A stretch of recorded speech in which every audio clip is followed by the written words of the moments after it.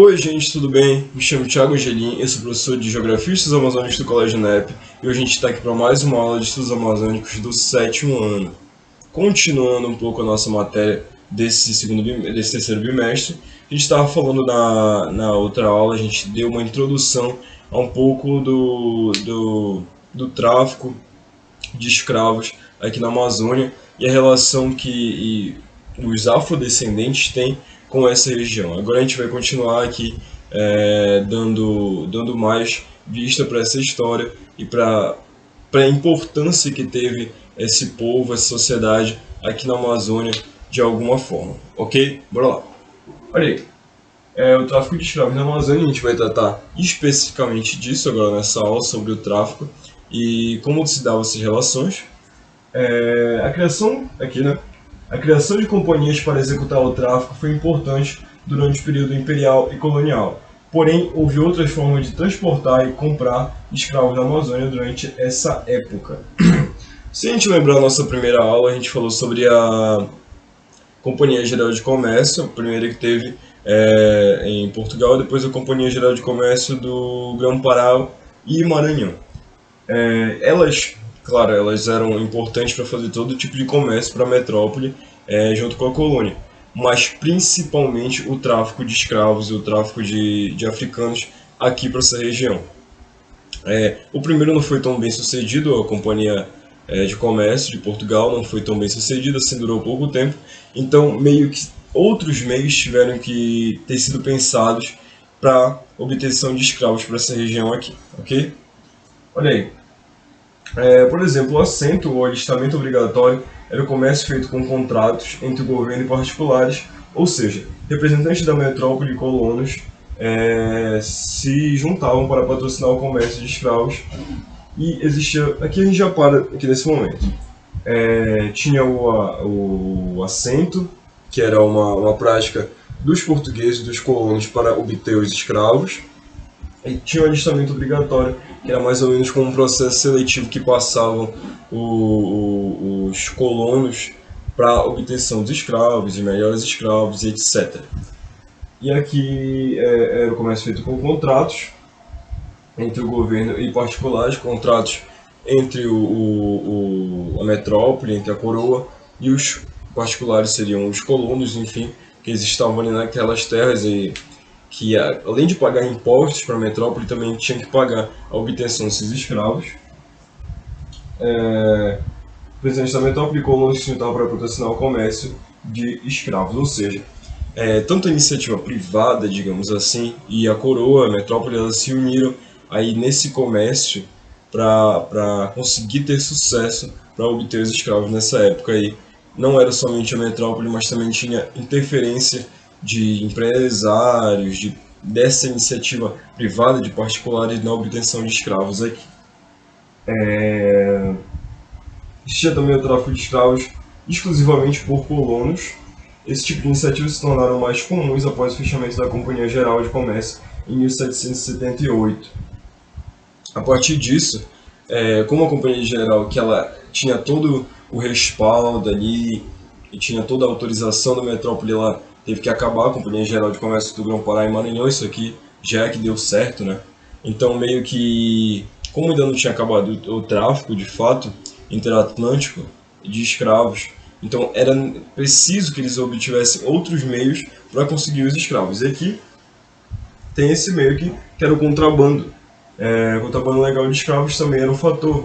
Navios que chegavam da África sem autorização da metrópole, assim não pagando impostos à coroa, ou seja, era o tráfico com o contrabando totalmente ilegal. O contrabando em si, de pessoas, de seres humanos, já era visto com maus olhos, principalmente pela Inglaterra nessa época aí, mas o contrabando ilegal, que era de fato fazer esse comércio transatlântico sem a coroa saber, sem dar impostos ou etc., era outro meio também que era bem mais lucrativo para alguns colonos nessa época aí, que eles faziam, enfim, o comércio só entre eles ali, não tinha nenhuma interferência da metrópole nessa época.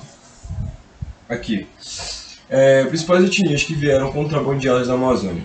Etnia Minas, Costa do Ouro, hoje atual Costa do Marfim, o país Costa do Marfim. Etnia Yorubá. Yorubá que também é uma língua, um dialeto falado na África, que hoje é representante da Nigéria. Hoje, a etnia Yorubá é onde está a Nigéria hoje em dia, e etnia Banto, que também é um dialeto, é uma língua falada na África, que representa hoje em dia Angola. E aqui, mesmo diferente essas formas de contrabando e comércio, tinham uma base comum. Todas praticavam o tráfico transatlântico com navios negreiros. Os navios negreiros é um ponto importante da nossa discussão aqui, quando a gente vai falar dos escravos. Quando a gente fala muito assim, entre o nosso contexto intelectual, de conceitos e etc., a gente consegue deixar um pouco frio esse conceito, tudo que cercou a escravidão ali. Mas quando a gente consegue lembrar dos momentos, ou ter minimamente a noção dos momentos a partir do que foi escrito na época, do que a gente tem conhecimento, a gente não consegue ter peso de fato do sofrimento e do que todas essas pessoas passaram para poder chegar aqui no continente americano. Se a gente for ver, principalmente aqui em Angola, Nigéria, a Costa do Marfim, a Nigéria principalmente ali, são países que estão no litoral, mas muito das tribos que comercializavam esses cativos nessa época aí, elas vinham do interior da África. Então, esse trajeto que era feito, claro, não era feito de navio. Muitas vezes era um trajeto feito por meios terrestres, ou de carroça, etc., para conseguir chegar nos portos e desembarcar em navios. Então, a gente lembra que muito desse percurso que era feito com uma alimentação racionada, era cercado por maus tratos, eles eram acorrentados. Então, era normal esse percurso que durava dias, semanas, meses, entre o interior da África até chegar no porto, muitos não sobreviverem a esse momento. E quando chegavam a esses portos para poder vir para a América, eles passavam dias e até meses também esperando esses lugares, cercados de maus tratos, com alimentação acionada, com a falta de higiene, acorrentados. Então era normal não sobreviver a esses períodos aí. E logo depois, quando eles conseguiam chegar no navio negreiro, já um grupo bem reduzido de escravos, de africanos, de pessoas africanas que foram escravizadas, elas chegavam a esses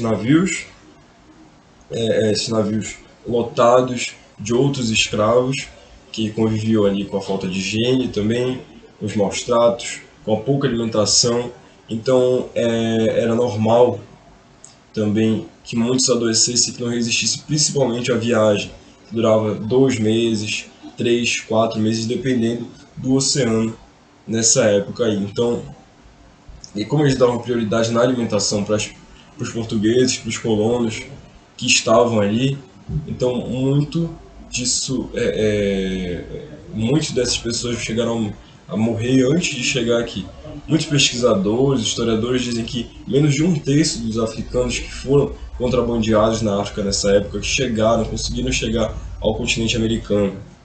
Então, o sofrimento que permeia todo esse imaginário da escravidão aí é muito grande.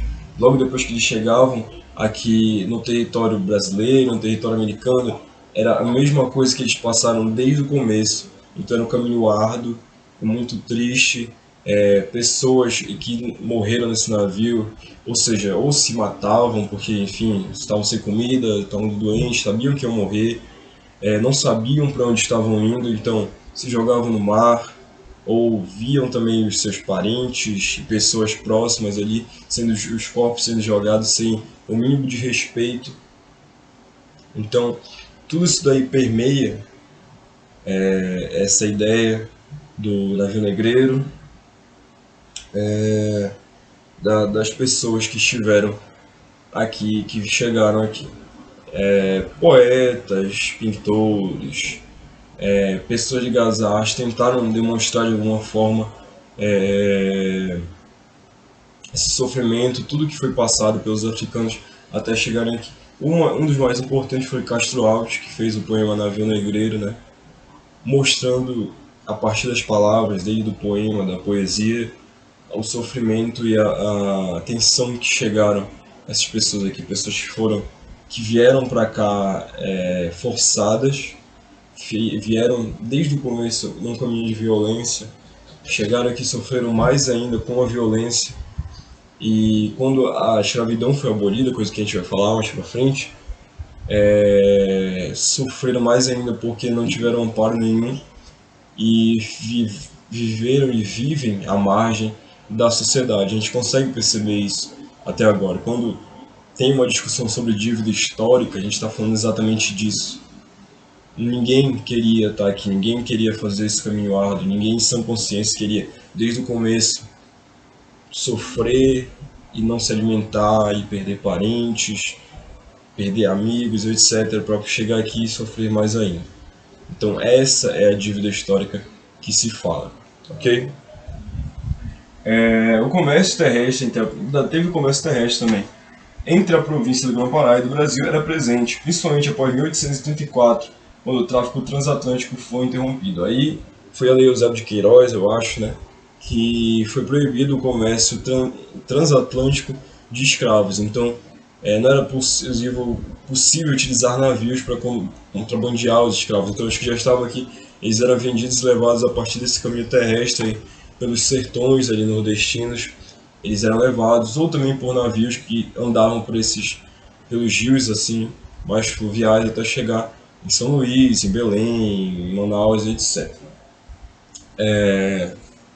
Tinha esse caminho terrestre e muitos escravos foram transportados pelos sertões, como eu disse, e muito desse comércio resolveu o problema da mão de obra na região.